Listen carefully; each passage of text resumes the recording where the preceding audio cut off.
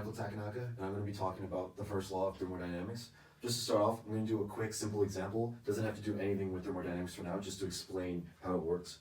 So, say we had this guy W and this guy Q. Now, this guy he's going to exchange $30 to this guy. In the process, W is going to gain money, he's going to gain plus $30, and Q is going to lose minus $30. It's basically what the first law of thermodynamics is going to do, is that when someone gains energy, someone else is going to be losing that energy in the process.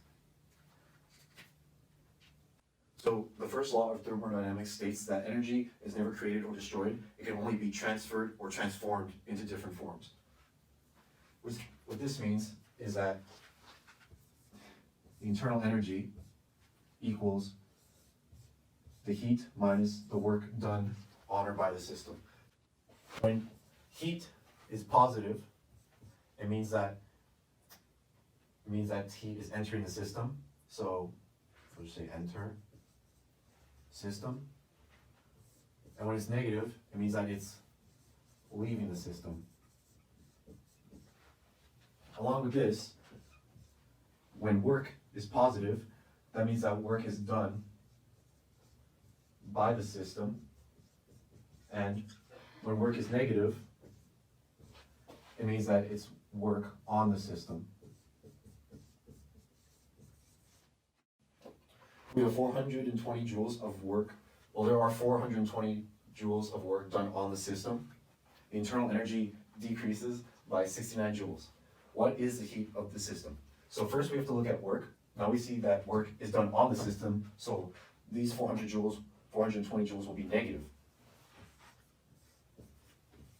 Therefore, since it's a negative and a negative, work is actually going to be positive, so Q will be plus 420 joules. And since internal energy is decreasing in the system, it means that 69 joules is also going to be negative, but it's actually going to stay negative. It's not going to turn to a positive like the work.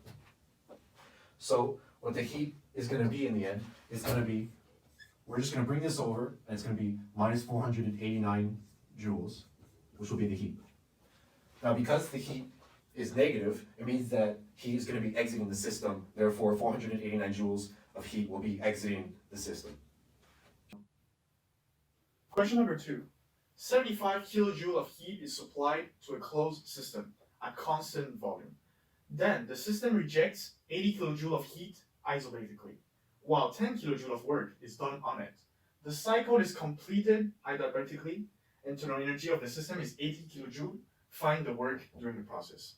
So, with the formula that we discussed before, delta U equal to Q minus W. So delta U is the internal energy, Q is the heat, and W is the work. So with this, we can say that 0 equal to Q minus W with the first law of thermodynamics. And with this, we can say that it's the sum of W equal to sum of Q. So with the second question, we can say that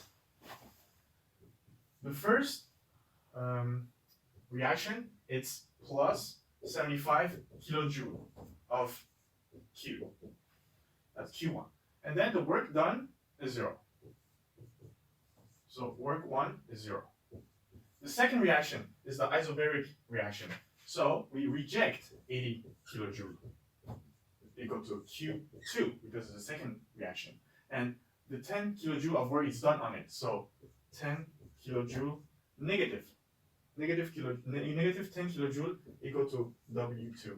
And number 3 is the adiabatic reaction. So 0 equal to Q3. And the work done, we have to find it.